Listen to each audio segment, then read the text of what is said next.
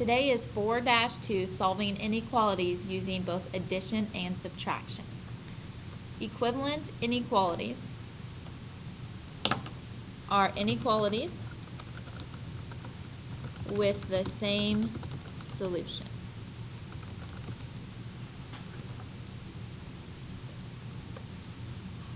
Example number 1 wants you to use the addition property of inequalities in order to solve it.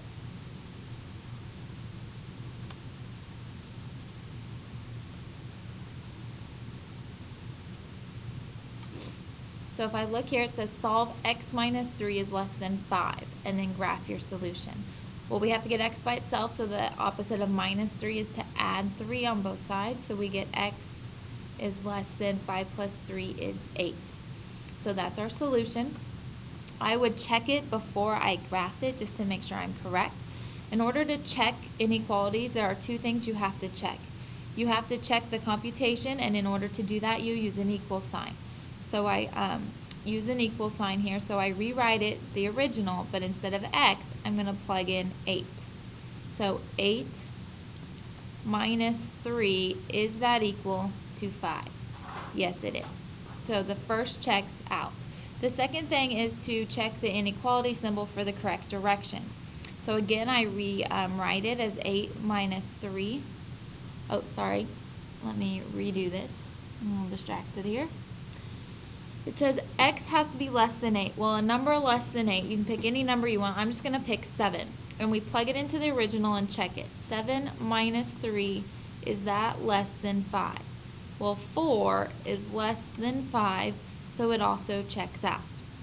So since it checked out, I'm going to go ahead and I'm going to go back up here and I'm going to graph it using the idea of our number line that we did our last section. So again, I'm going to start with the number, and I'm going to put 5 numbers on there. So if that's 8, 9, 10. And you don't have to number every line. Every other line would be fine. 8, 7, 6. It's less than 8. It's not equal to at all, so I'm just going to put an open dot, and less than means we're going to go to the smaller number, so that's going to point to the left. To finish this one off, it says x minus 3 is less than 5 is equivalent inequality to x is less than 8, because both of these would have the exact same solution. Our next example, example number 2, is having us do the exact same thing and check our solution. So if we look here, it wants us to solve 12 is less than or equal to x minus 5. Graph the solution and check your solution. So the opposite of minus 5 is to add 5. So we get 17. Oh man, that's jumping all over. Let me try this again. I'm not sure what it's doing here. Hold on. 17 is less than or equal to x. So if I go ahead and I check it down here, the first thing is you sub it in and use the equal sign. So is 12 equal to 17 minus 5? 17 minus 5 is 12. 12 is equal to 12. It checks out. The second thing is you use one of these solutions. So x is greater than or equal to 17. I'm going to pick a number greater than. I'm going to pick 18. So I'm going to write it exactly like it is, but I'm going to sub in 18 for x. 18 minus 5 is 13. Is 13 greater than or equal to 12? It is, so it checks out. Since it checks out, I can go ahead and graph. I'm going to start with my number I need: 17, 18, 19, 17, 16, 15. X is greater than or equal to 17, so that means my dot on 17 will be a solid dot, meaning 17 is part of the solution. Greater than is going to the right. Make sure we put the arrow to signify that it continues forever. So that is my current answer there. Example number 3 then, using the subtraction property. So now the only difference is how we solve the inequality. The opposite of plus 5 is to minus 5. So we get y is less than negative 12. To check my solutions, remember there's two parts.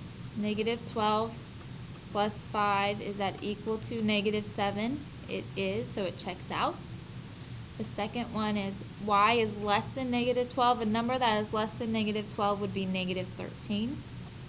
Is negative 13 plus 5 less than negative 7? Negative 8 is less than negative 7, so it also checks out. So since my solution checked out, I'm going to go ahead and graph it. Be careful when you're graphing negatives. Remember, to the right we're getting larger, so it's getting closer to 0. And then to the left we're getting smaller, so it's getting further away. Y is less than negative 12, so it's open because negative 12 is not part of the solution. It has to be less than. Our arrow then is going to the left. Example number 4 is our problem-solving example. The maximum safe load of a chairlift is 680 pounds. In the spring, a cyclist and bicycle go to the top of the slope using the chairlift. The weight of the person is 124 pounds, and the weight of the bicycle is 32 pounds. Write an inequality that best describes how much additional weight W the chairlift could safely carry. Well, I know the maximum safe load is 680 pounds. So whatever weight is on it has to be less than or equal to 680 pounds. Well, I know there was a cyclist on there and a bicycle.